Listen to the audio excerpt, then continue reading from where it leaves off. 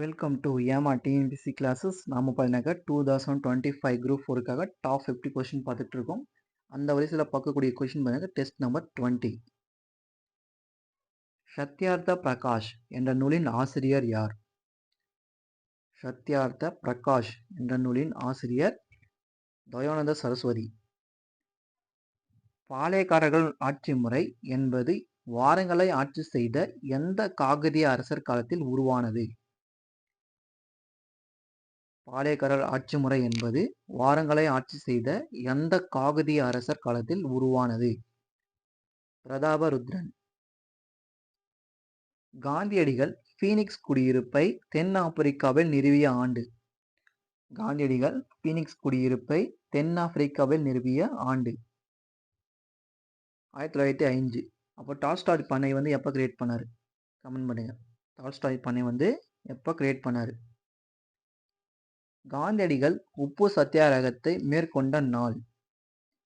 காந்தியடிகள் உப்பு சத்தியாகிரகத்தை மேற்கொண்ட நாள் 1930 மார்ச் 12 ஸ்டார்ட் பண்ணி 1930 ஏப்ரல் 5 வந்து முடிச்சிருப்பாரு.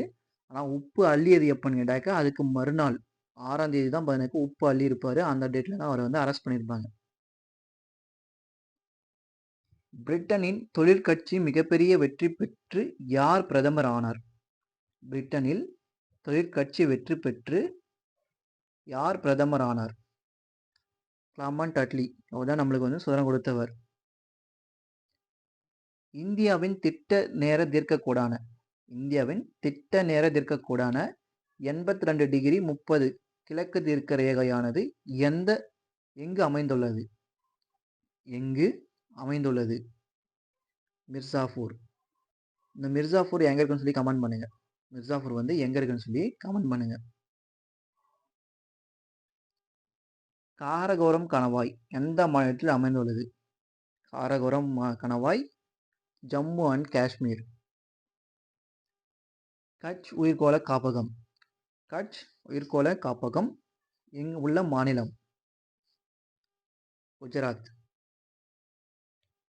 தாமோதார் பல்நோக்கு திட்டம் எந்த ஆற்றங்கரையில் அமைக்கப்பட்டுள்ளது?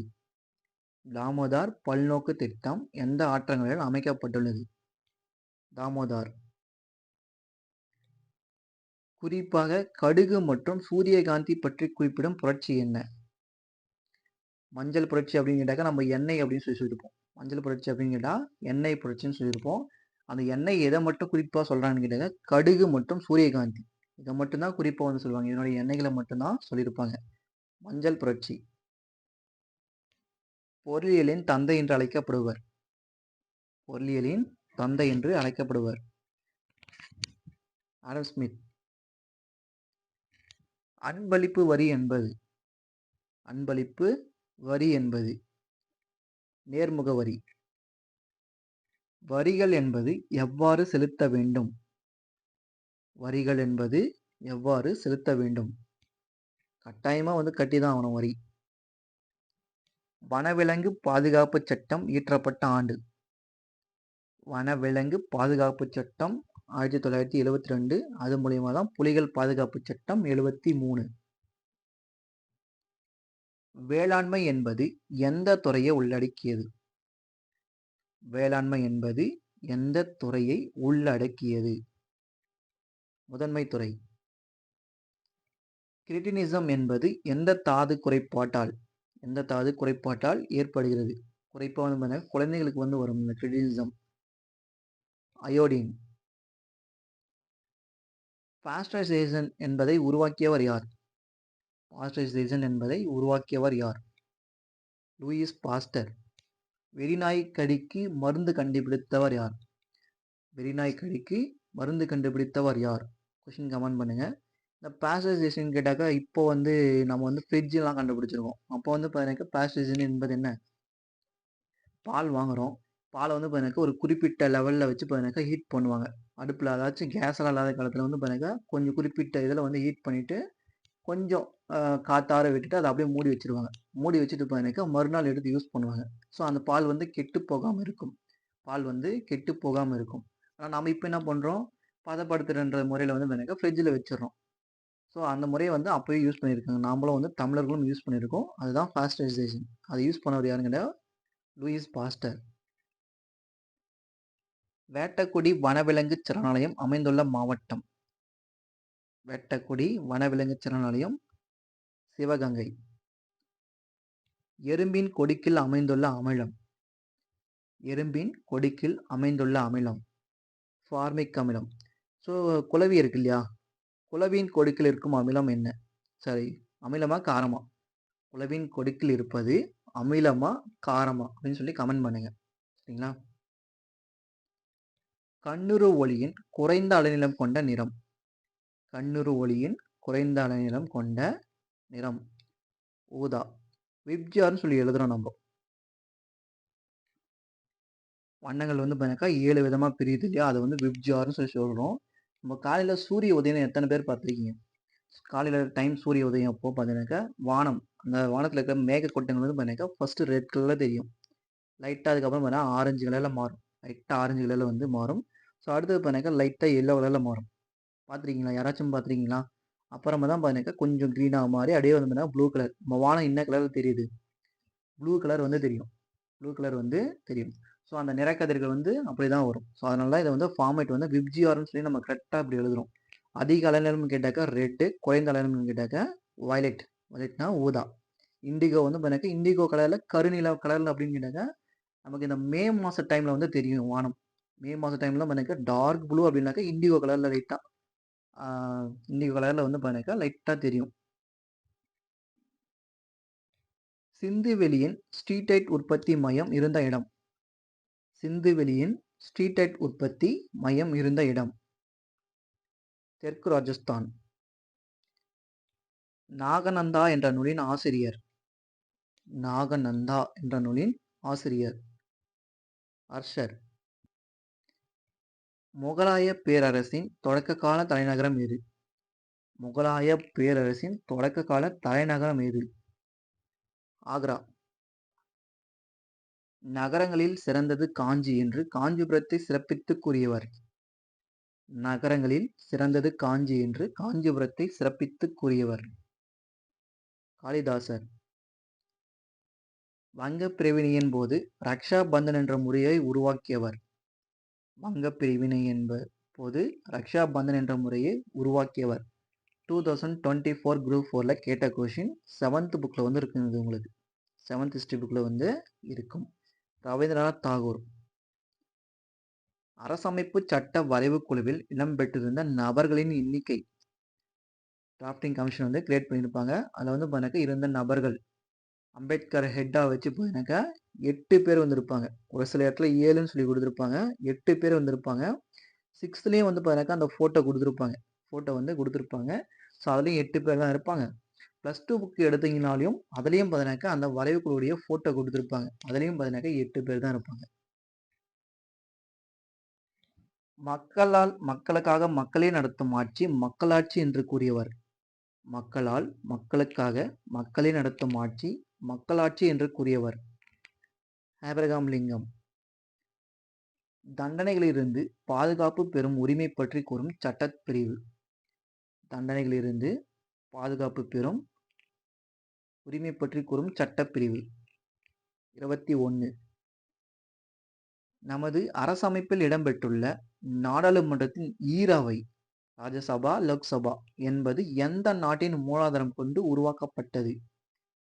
நமது அரசமைப்பில் இடம்பெற்றுள்ள நாடாளுமன்றத்தின் ஈரவை என்பது எந்த நாட்டின் மூலாதாரம் கொண்டு உருவாக்கப்பட்டது? ஆஸ்திரேலியா. சிறு அரசமைப்பு என்று கூறப்படும் சட்ட திருத்தம். சிறு அரசமைப்பு என்று கூறப்படும் சட்ட திருத்தம் 42வது சட்ட திருத்தம் எந்த வருஷம் சொல்லி சொல்லுங்க. சோழ அரசர் 2ஆம் குலோத்துங்க சோழனின் முதல் அமைச்சராக பணியாற்றியவர் யார்? சோழ அரசர் 2ஆம் குலோத்துங்க சோழனின் முதலமைச்சராக பணியாற்றியவர் சேக்கிலார். கொஸ்டின் வந்து வேற எப்படி கூட கேட்கலாம். அப்படியே தலைகளாக கூட கொஸ்டின் வந்து கேட்கலாம். சேக்கிலார் எந்த அரசர் காலத்தில் முதலமைச்சராக பணியாற்றினார்? 2ஆம் குலோத்துங்க சோழன், ராஜராஜ சோழன், ராஜேந்திர சோழன் அப்படின்னு சொல்லுவாங்க. கொஸ்டின் வந்து மாற்றியும் கேட்கலாம். சிலை எழுபது என்ற நூலின் ஆசிரியர். சிலை எழுபது என்ற நூலின் ஆசிரியர் கம்பர். சௌரி பெருமாள் அரங்கனார் குறுந்தொகையை பதிப்பித்த ஆண்டு. சௌரி பெருமாள் அரங்கனார் குறுந்தொகையை பதிப்பித்த ஆண்டு 1915. இலக்கண குறிப்பு தருக. நெடுவேல். பண்புத்தொகை. இலக்கண குறிப்பு தருக. அரவக்கடல். அரவக்கடல். இதில் வந்து பார்த்தீங்கன்னா உருபும் பயனும் உடன் தொக்க தொகை அப்படின்னு கேட்டால் இதில் வந்து பார்த்தீங்கன்னா அந்த வேற்றுமை உறுப்புகள் இருக்கு இல்லையா, வேற்றுமை உறுப்புகளில் 8 இருக்கும். அதில் வந்து ஃபர்ஸ்ட்டுக்கு லாஸ்ட்டுக்கு உருபு கிடையாது. இருக்கிறது நடுவில் இருக்கக்கூடிய அந்த 6 மட்டும்தான். அந்த 6 உருவும் மறைஞ்சு வந்தா, இந்த 6 உருவும் மறைஞ்சு வந்தால் தான் பார்த்தீங்கன்னா உருபும் பயனும் உடன் தொக்க தொகை அப்படின்னு சொல்லுவாங்க. உருபும் பயனும் உடன் தொக்க தொகை அப்படின்னு சொல்லியிருப்பாங்க. இங்கே அரவக்கடல் சொல்லி கொடுத்துருக்காங்க. அரவ அப்படின்னாக்கா ஆ வருது, உடனே பேரச்சம் போட்டுடலாம் அப்படின்னு சொல்லிட்டு பார்த்தீங்கன்னா போட்டக்கூடாது. ஆ வருது பேரச்சம் சொல்லி போட்டக்கூடாது. அரவை கூட்டல் கடல். அரவை கூட்டல் கடல் அப்படின்னு சொல்லி வரும். ஐ வந்து வரும். ஐ வந்து வரும். ஸோ அந்த ஐ தான் மறைஞ்சு வந்திருக்கு. ஐ தான் வந்து மறைஞ்சு வந்திருக்கு. இரண்டாம் வேற்றுமை உருவம் பயணம் உடன் தொக்க தொகை. சரிங்களா, இதுக்கான ஆன்சர். கோவலனும் கண்ணகியும் மதுரை செல்ல காரணம். வணிகம் செய்ய. சிலப்பதிகாரத்தின் தொடர்ச்சியாக கருதப்படும் நூல். சிலப்பதிகாரத்தின் தொடர்ச்சியாக கருதப்படும் நூல் மணிமேகலை. பொருள் தருக. கோடு. கோடு குளக்கரை. வையம் தகழியா வார்க்கடலே நெய்யாக என்ற வரிகளை இயற்றியவர். வையம் தகழியா வார்க்கடலே நெய்யாக என்ற வரிகளை இயற்றியவர் பொய்கையாழ்வார். தமிழ் இயக்கம் என்ற நூலின் ஆசிரியர்.